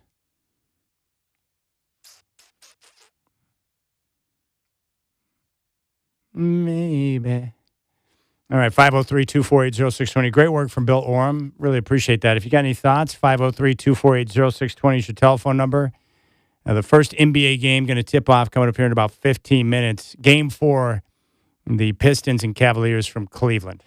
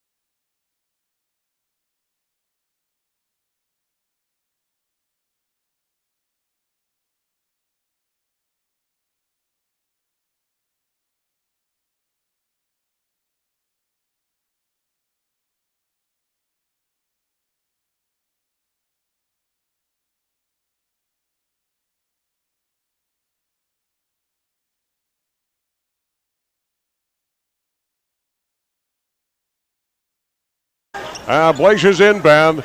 Get it to Jerome Kersey. There goes the horn, and the game is over. The final score. It is Denver 136 and Portland 127. They better help the officials get out of here. We'll be back in just a few moments. All right, there it is. That's the game. That was my first ever game at Memorial Coliseum. Were you yelling mean things at the refs? I don't think so. Were you yelling mean things at the refs? I don't think so. I love Michael Adams, and I had just moved out here from Denver, so I think at the time I wanted the Nuggets to win that game. But Basketball Reference, for those of you who haven't been to that website, Pro Football Reference and Basketball Reference are like two of the greatest websites of all time because they archive every single season, every single game, every single team. Anything you could possibly want to know is on those two sites. And what I like to do is pull up games that I've been to from years and years ago just to see how accurate my memory is of that game. And so I'm looking at the box score. I thought Michael Adams had 34. He had 31 points. And that was a game high. Adams had 31. T.R. Dunn with 2 points. Jerome Lane, the power forward out of Pittsburgh who broke a backboard in college once, he had 10 points. Old Joe Barry Carroll played for the Nuggets. He had 16, and Tim Kempton with 7. Kempton is now on the Phoenix Suns radio broadcast as a color analyst. Off the bench, former Oregon Duck Blair Rasmussen with 26, 17 from Danny Shays, and 20 from Todd Lichty, the former Stanford Cardinal. And Bill Hanslick, who I think is from Lake Oswego, went to high school there. He had 7 points for the Nuggets. For the Blazers in that game, and keep in mind this was the season when they won 59 games and ended up in the NBA Finals. 17 for Buck Williams, 14 for Drexler, who only made 3 of 14 from the field that day, 22 for Kevin Duckworth, 17 for Kersey, and 16 for Terry Porter. It's a pretty good starting five. Off the bench, Wayne Cooper, former Nugget. He had 8 for the Blazers. Clifford Robinson with 11, and they got 15 from Drazen Petrovic in 14 minutes. That's pretty good production. And good old Mark Bryant, 2 points on 1-for-1 shooting. Isn't that crazy? You got to check out those sites. Basketball, because you can pull up the data and check it out. Because, as time pull up the data and check it out. Because, as time goes on, sometimes what you remember isn't exactly how it went down. Yeah, those websites end so many debates because you'll be arguing with a buddy and then you just look it up on the internet. Yeah. You don't need to debate. You get the real answer. So you've been to Pro Football and Basketball Reference. Many times. What's amazing is that you've archived all these games, so you've got quick access to it, which is amazing to me. I'm always looking for an excuse to play it. So, you went to a game in 1990. Let's see what the Sean said about that game. And according to the Seans, I don't remember the detail, but apparently the officials were bad. See? Like I told you, the officiating's inconsistent and poor game to game, and it's been like that my entire life. So just understand that, embrace it, and then it won't drive you mad when you watch the officiating play out poorly in a game. All right, we'll keep things rolling. You got the Rip City Drive, Chad Doing here on your home of the Blazers, Rip City Radio 620.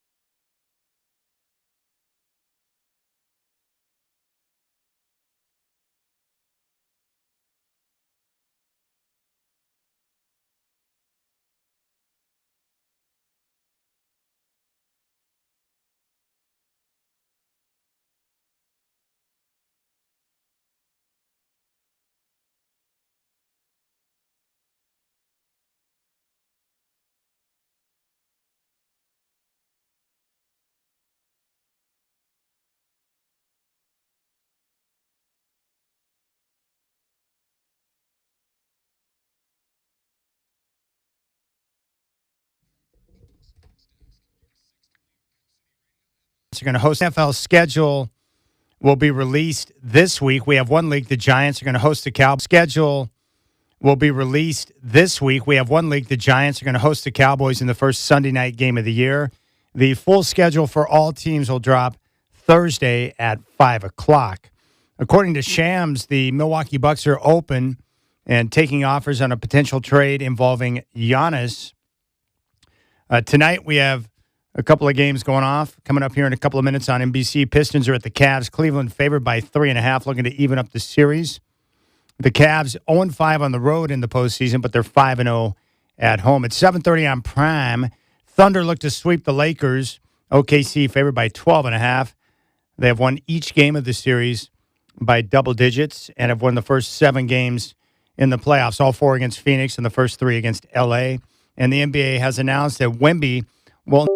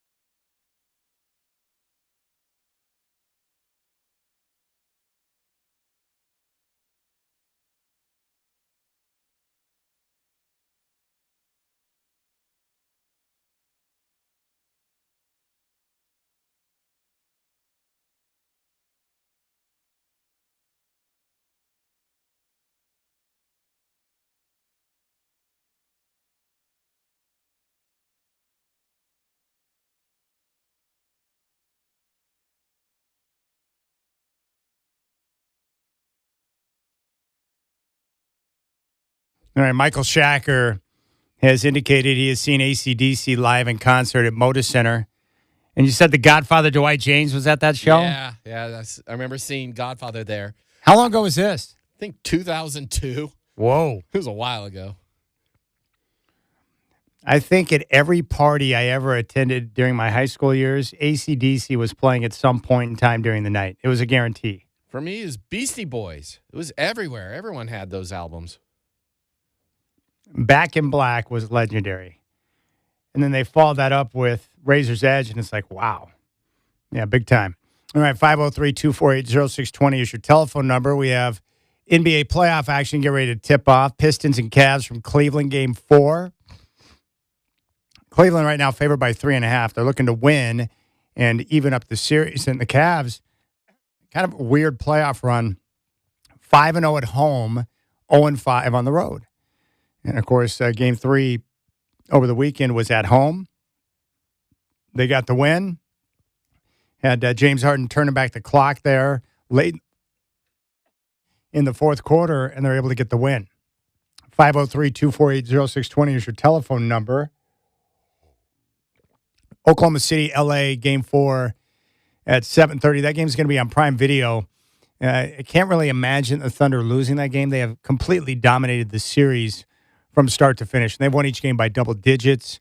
And it's pretty clear when you watch the games. And the Lakers had a lead at halftime in the last 2. And then third quarter, the Thunder just take over. They blow them out of the water. Too much athleticism, too much depth. And the Lakers don't have enough scoring without Luka Doncic. Even if they had Luka, they wouldn't win the series, but it might be more compelling than what we've seen thus far. And then tomorrow we'll get Game 5, San Antonio and Minnesota. It's been a great series so far, highly contested. And I cannot imagine how many ice baths were taken after that game last night with the physicality. Minnesota is a mentally tough and physically bruising basketball team. They don't back down, they defend, and they get after it. And they're one of those teams that are tough because they enjoy and embrace physicality. Everybody on the team. And I just admire Ant, not 100%, still dealing with that knee injury after he nearly ripped it apart against Denver, and yet he's out there battling and carrying his team in the fourth quarter. How can you not respect that?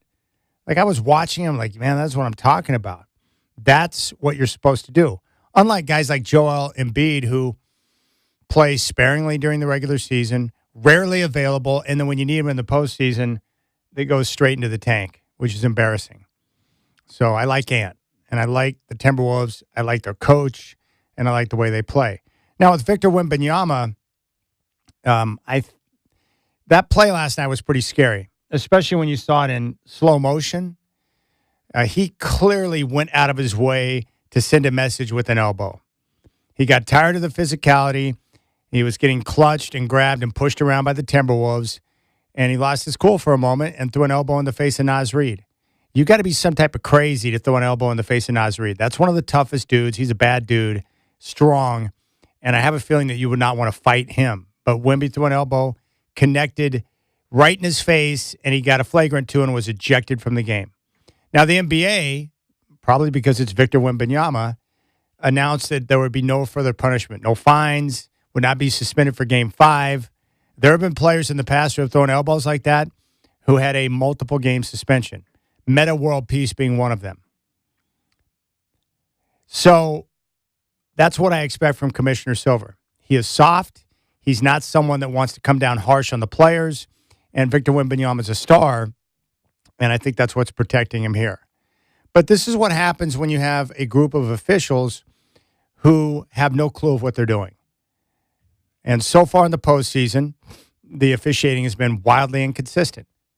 And like we see in the postseason every year, they allow the physicality to crank up.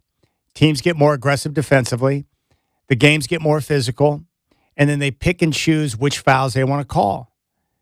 And when you allow physicality to take place that's outside of the game, that technically is against the rules, that you don't see in the postseason, tempers are going to flare. Because Victor Wembanyama is like, dude, I'm getting hammered every time I touch the basketball. And you're picking and choosing when you want to call fouls, and I've had enough. And so he let loose with a crazy elbow, and it was wild. He went out of his way to make sure it connected with somebody's face, and it did. So I blame the officials for being bad and not having a control of the game and being wildly inconsistent with how they want to apply the rules. I also think Victor Wembanyama just threw a dirty elbow. You know, it happens sometimes. You get frustrated, you get ticked off, clutching, grabbing. Minnesota's an aggressive team, and you're like, you lose your dome for a moment, and you throw an elbow. I was surprised that they kicked him out of the game. There was no doubt that it deserved a flagrant 2. Anyone that saw the game and saw it in slow-mo knew that that is a flagrant 2. Excessive contact in a dangerous area.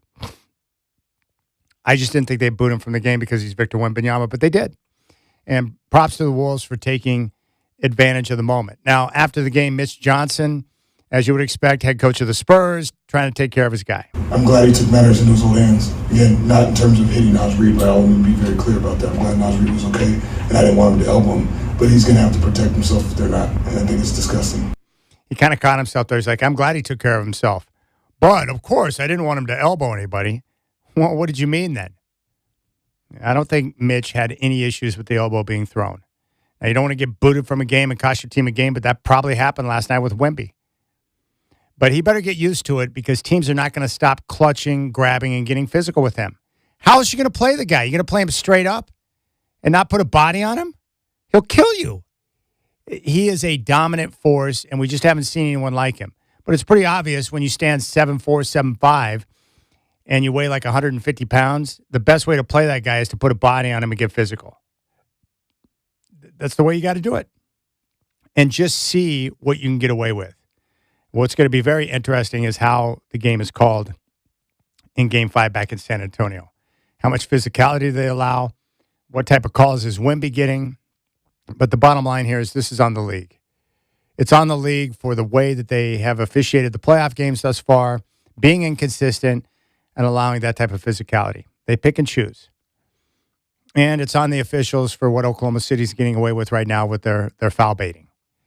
And I hate watching that because it's not my brand of basketball. I don't like to see guys, putting on the antics and the theatrics.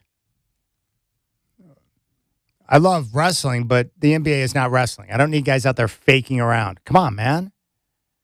Where are your balls at? Why is Shai Gilgeous-Alexander putting on those type of theatrics? He's too good for that.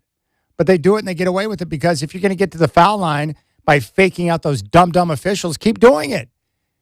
Your free points with the clock not moving. I think I'll take some more of those, please. But again, it's on the officials. They're not held accountable. The NBA obviously doesn't care about improving the officiating because they've stunk my entire life. So whatever. All right, let's go out to the phones. 503-248-0620. Let's go to Astoria. David, welcome to the Rip City Drive. David, what's on your mind? Well, Chad, first of all, I want to comment on the Chad Ding show. I've been listening to you from the very beginning. How long ago was that? Like 27 years? Yeah, it's been a long time. Way back. It's hard to imagine how long I've been on air in the area, but quite some time. When you first showed up in this slot, I listened and thought to myself, God, that's somebody's young nephew. He must be like 19, and he's related to somebody important. I wonder how long he's going to last. And I didn't think it was going to be long. And then I listened some more and realized, Jesus, this guy knows what he's talking about. He may be a little unsure right out of the gate, but man, he knows basketball, and he's got contacts, and he's savvy about his analysis. And I just want to say kudos. I appreciate all you've been doing. And now I want to tap into some of that analysis. The Blazers, they seem to, they started out going, all right, we're going to build around this young core, and we've got this talent in the pipeline, and we've got this timeline in mind, and blah, blah, blah. And then they had success. They had more success than they expected, faster than they expected, and now it seems like they're in split personality mode. Win now, yes. Build young, yes. What are they doing, and what are they going to do? Well, that's a very good question. And David, first off, thank you for the kind words. I really appreciate that. And, it's always nice to hear, because when you're sitting in a radio studio and you're not really talking to anyone, or you're not seeing anyone's reaction, it's hard to know if you're coming across well. So I appreciate the kind words. Now, what the Trailblazers are doing, they've got this young core, and I think we all agree that the young core, when we talk about the young core, it's Donovan Clingan, it's Denny Avdia, it's Scoot Henderson, and it's Shaedon Sharpe. Those are the young guys. So the Blazers are developing those young players, and we're seeing growth in the young guys. Donovan Clingan made a terrific leap in year number 2. Scoot Henderson showed flashes of brilliance in the second half of the season when he came back from the hamstring injury into the postseason, which was great. Denny Avdia was an all-star. And Tamani Kamara is an all-defensive type player who played in every single game and brings toughness. So they've got some great young players.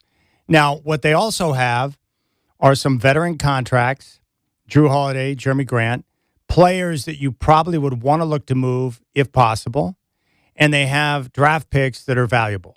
So the Blazers are in an interesting spot where they can stand pat and continue to develop and grow the young core. Or if the right opportunity comes along, they can make a play on a big-name player like a Giannis, who, according to Shams, the Milwaukee Bucks are now open to trading Giannis. And they're going to take offers. The Blazers have their picks. They would seem to be a very simple suitor. And so I think what happens is, and again, the ownership changed too. So Tom Dundon coming in, his approach, how aggressive he wants to be and what he's looking to accomplish, he may, like for instance, the front office may have a plan to continue to grow and develop the young core, but you get a new owner in whom, if he decides he wants to go after someone big to where you can have a chance to make a run right now, then maybe that changes the course, possibly. I just think for the Blazers now, with the young pieces that they have and some of the veteran contracts and the draft picks, I don't want them to just go out and spend on anyone. But if you've got an opportunity to land Giannis, who is a generation continued conference, you have to look into it. But they also know that they've got those young pieces they can continue to develop. You have to look into it. But they also know that they've got those young pieces they can continue to develop. And then I think also you look at the young pieces and say, okay, which ones are untouchable? And which ones are we willing to pass on? So I think you would look at Scoot and Shaedon. If I were going to choose between one of the two, I would keep Scoot and let Shaedon go. And if I could move Jeremy Grant, I would do that as well. Because they've got to, the problem is they got so many guards, they've got to make room. Dame's coming back. They got Drew Holiday, but they have 2 young guards in Scoot and Shaedon. So at some point, they're going to have to consolidate. So really, it's about philosophy with the owner. I think you have to look into getting Giannis. I would definitely be in on that, depending on the price. I don't want to sacrifice my entire future for Giannis, but I would I'd be willing to let go of a lot to get a player like that. But I do like the development of the young core for sure. All right, we'll keep things rolling. If you got any questions, if you're on hold, stay there, 503-248-0620. Big thanks to David and Astoria for chiming in. We'll keep things rolling. You got the Rip City Drive.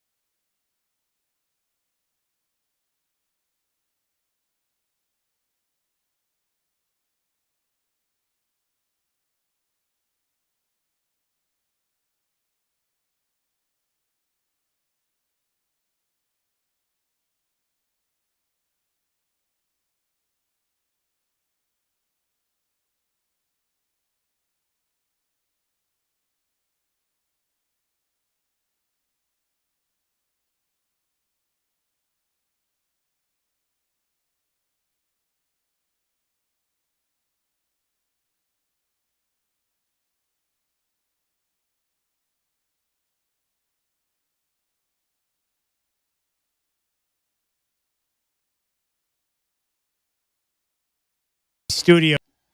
Well, I know the weather's getting nice outside because these studios are back. Well, I know the weather's getting nice outside because these studios are back to having no air conditioning in the evening time. I don't know how it's possible that we can have a building like this and yet not have working AC in the afternoons. Someone's flipping the switch to save money, I bet. Yeah, a loud fan would work great during a live radio show. Yeah, it'd work really well. Loud fans. We've been doing with jackhammers for the last month with the remodel that's going on. All I'm saying is that I should not have sweat in my crack when I'm trying to do a radio show, if you know what I'm saying. I don't like back sweat. I don't like drips of sweat in the smalls of my lower back. I'm just not down with that. I got the basketball game on in the studio right now. And radio edits, too. That's a great song. I love Phil Collins. I love Genesis. But radio edits always screw up the song. But there was a day and age in music where you had to have a song at a certain length to get radio play. And so they would dice up a song and make a radio edit, which was never what the song was intended to be, unfortunately.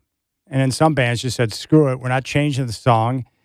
And then somehow, some way, Led Zeppelin got Stairway to Heaven played. And that song's like 20 minutes or whatever it is. 503-248-0620. Cleveland, an early 13-5 lead in the first on Detroit. And they're playing really well right now. And if they win this game, they'll even up the series, and it will go back to Detroit for game number 5. Lakers, Thunder coming up at the top of the hour. 503-248-0620. I was out on the golf course, and I'm going to go to the phones here in just a moment.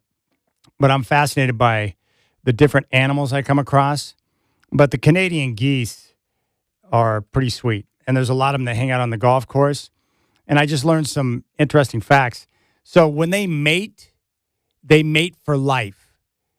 And they live anywhere from 10 to 25 years.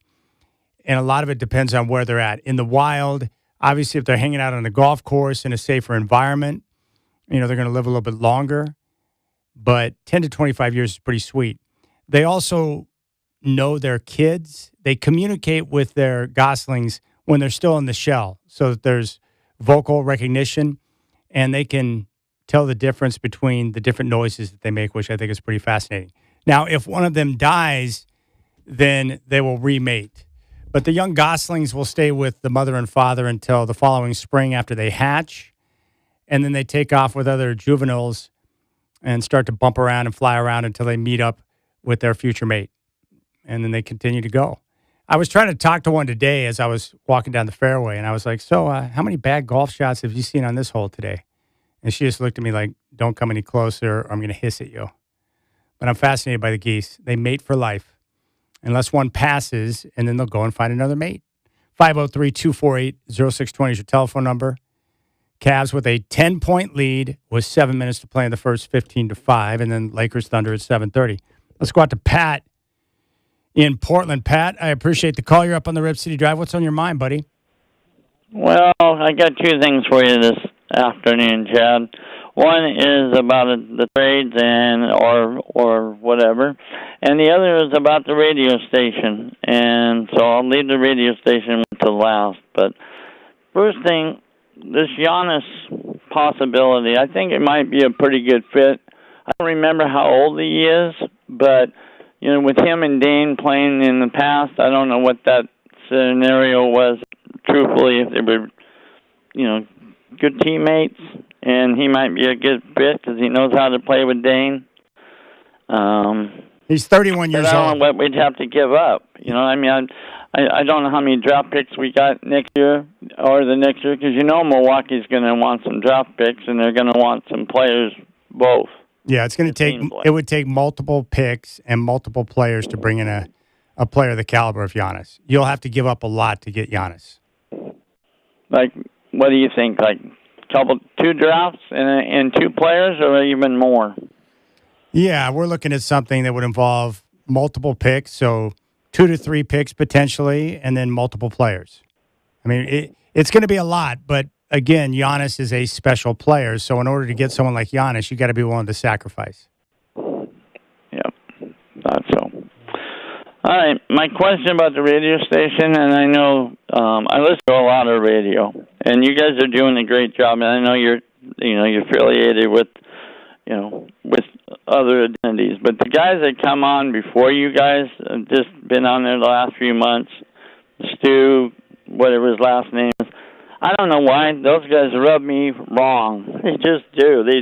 The fake laughing, the comments and things just do not connect with me. And most of the time, most of the people that you guys have playing through the night and day, I connect with, but some real disconnection there.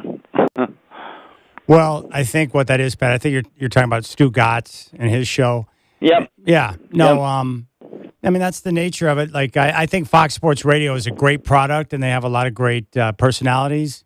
Unfortunately, some of them will match with certain people, and some of them won't. Well, that's true. But, yeah, I would say if you're for Giannis, though, Pat, you're looking at, minimum 3 picks. It's probably going to be upwards of 4 draft picks, and then we're talking multiple players because you got to make the salary match. So it's an expensive get. But, again, Giannis is a generational talent who, if he comes in, would transform the way the Blazers play on both ends because he's so good. Well, maybe before you get out of there, you can look at our draft ideas for 27 and 28 that would be what we could offer.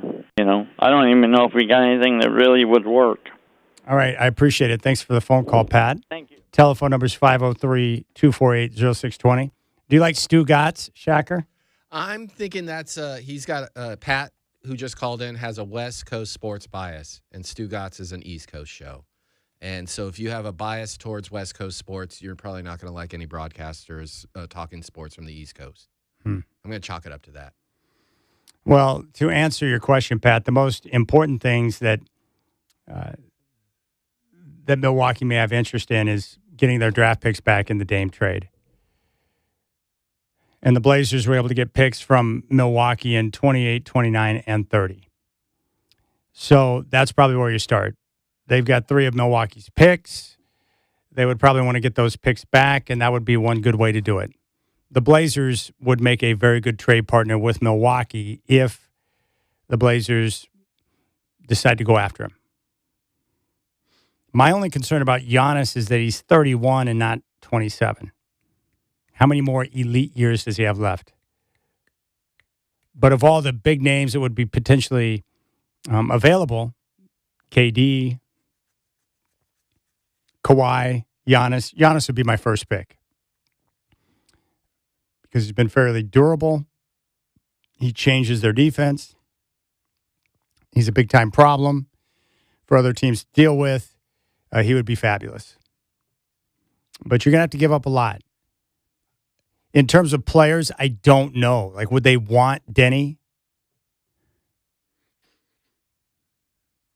You'd have to include, Drew or Jeremy or both. You got to make the salaries match. It'd be difficult to get done.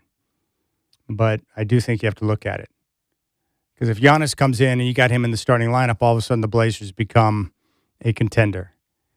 And can you imagine what Moda Center would be like if they're putting a team out there on the floor with Giannis? That'd be pretty sweet.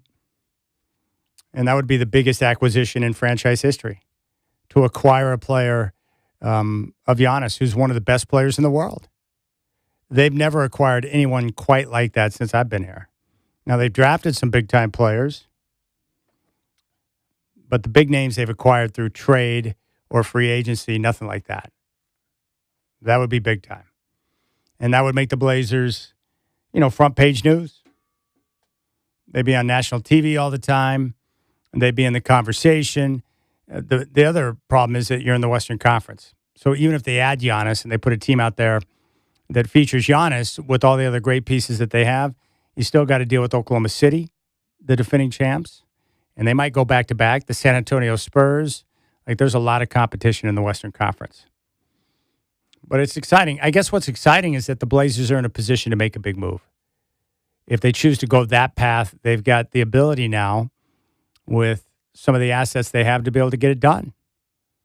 That's why I'm excited about this offseason, because the Blazers have tools to be able to go out and significantly improve the team if they can find some willing partners to get a deal done. Detroit's made a bit of a run, 10-3. It's now 18-15 in the first quarter. And that game 3 was really exciting. So we'll see if Detroit can come back and get the win here. If not, they'll go back to Detroit tied up at 2. We got the game 5 with that series tied up at 2 tomorrow with Minnesota and San Antonio. And Wemby will play. No further disciplinary action handed to Wemby. No fines, no suspensions, no nothing. I think it was James Meta World Peace threw that vicious elbow in the face of James Harden when he was playing for the Lakers. He also got a 7-game suspension. That was regular season, and it's hard to see the NBA throwing out Victor for extended period of time in the postseason, but that was a vicious elbow. And the dangerous part about an elbow that's wild like that, that's thrown at someone's head, that can cause severe damage. Naz Reid was tough last night. Got whacked in the face with the elbow by Wemby, turned his ankle, left the game, came back, and continued to battle. He was tough down the stretch. And I got to give it up for Luke Cornett. It annoys me to say this, but he's a really good basketball player. He does a exceptional job when Wemby's out and he comes in. He was productive in the series against Portland. He was productive again last night. He's just one of those guys that knows where to be, how to position his body, and how to get things done. He's a crafty basketball player. Really good. But that's it. You know, the next big thing for the Blazers is to get the coaching search completed. Will it be Tiago Splitter? Will it be somebody else? Locate the head coach, and once they get that in place, then we can move into draft night and they can start looking at potential deals to improve the roster. But one thing we do know that they need is they're going to have to consolidate on some level because you have Dame coming back. I mean, he's presumed going to start. You've got Drew Holiday, but then you got your 2 young guards in Shaedon Sharpe and Scoot Henderson. And those 2 guys need time on the floor to continue to develop. You really going to have all 4 of those guys on the team? How are they all going to play? Where are the minutes going to come from? So you would think they need some type of consolidation in the backcourt. And then obviously Tamani Kamara and Denny Avdia. I've had fans point out that it would be nice if they had a legitimate power forward. They really don't. And then the other big question is, what about Robert Williams III? Will he come back? I think he would if the price is right. But he's going to be, my guess is, some team will make an offer that might be more than what Portland wants to pay for that position. But he was so incredibly valuable to the team this year in filling those minutes behind Donovan Clingan. So I would be surprised if Robert Williams comes back. I want him to come back. I think Portland's a really good spot for him. The price would have to be right, but I just think somebody else will step up to offer him more. But it would be great if he could come back because he was so productive in the minutes that he played, 15 to 20 minutes a night, and he was one of the best players. And he was really good in the postseason in that series against San Antonio. His defensive smarts, his quickness, his ability to block the three-point shot, shoots a high percentage, playoff experience. You know, he brings toughness, and the team did a good job of working with him to find the right mixture of, you know, when to play, when not to play, how many minutes to play, no second of back-to-backs. They kept him healthy throughout the year, and that's exactly what he needed, to be healthy and to be able to play. And he was productive, and it changed his entire outlook. I mean, he was happy, so that was cool to see. I just really like Robert Williams. And if he decides to come back, he's got a perfect fit on this team behind Donovan Clingan. 503-248-0620 is your telephone number. If you want to reach out, you can say hi. But this Detroit-Cleveland series has been pretty good. Oklahoma City and L.A., not so much. And the Knicks, they were just on fire. They've been on fire since Game 4 of the Atlanta series, and they just steamrolled the Philadelphia 76ers. So I think the Knicks are really primed, and that extra rest they're going to get by taking care of business and not falling asleep in Game 4, getting the sweep. Now they're going to be able to get much-needed rest for OG Anunoby so they can enter the Eastern Conference Finals healthy, which is going to be critical for them. So I'm anxious to see how things continue to play out. But I really like the way Brunson's playing right now. They've done a good job of putting Karl Anthony Towns in a facilitator position to where he's more involved in the offense and setting teammates up. And he's been very productive over the last 4 or 5 games in the postseason. Mikal Bridges has been great. Like, everyone who's playing is making a contribution for the Knicks right now. And a Detroit-New York matchup in the Eastern Final would be sweet. So we'll see what takes place tonight. Detroit, on top 22-20 with 119 to go in the first quarter. So good matchup there. But I like these games. I just want good matchups. If we get Oklahoma City, San Antonio in the West, that'd be nice. Detroit and New York would be fabulous in the Eastern Conference. And ever since last year's postseason, I've wanted to see that rematch. But I like the way some of these teams, we're seeing it now. Detroit, they play for each other, well-connected. Cade Cunningham is a rising star. He looks great. New York right now is a team that's well-connected on both ends. They're playing their best basketball at the right time of the year. And credit to the Knicks because they were a disappointment throughout the regular season. They were kind of crowned the Eastern champ before the year began because Boston was dealing with injuries without Jason Tatum after that serious injury in the postseason last year. And then the Knicks underachieved a bit in the regular season, and they weren't playing their best ball coming in. But after that Game 3 against Atlanta when they got punked by CJ again, they've just turned it around, and now they're playing terrific basketball. So the Knicks, and that's what you want, right? You want to be healthy. That's number one. But you also want to be playing your best basketball at the right time of the year. And we're starting to see that from the Knicks. So props to them, playing really hard and well-connected. And again, when you make 25 threes in a game, you're going to blow out your opponent on most nights.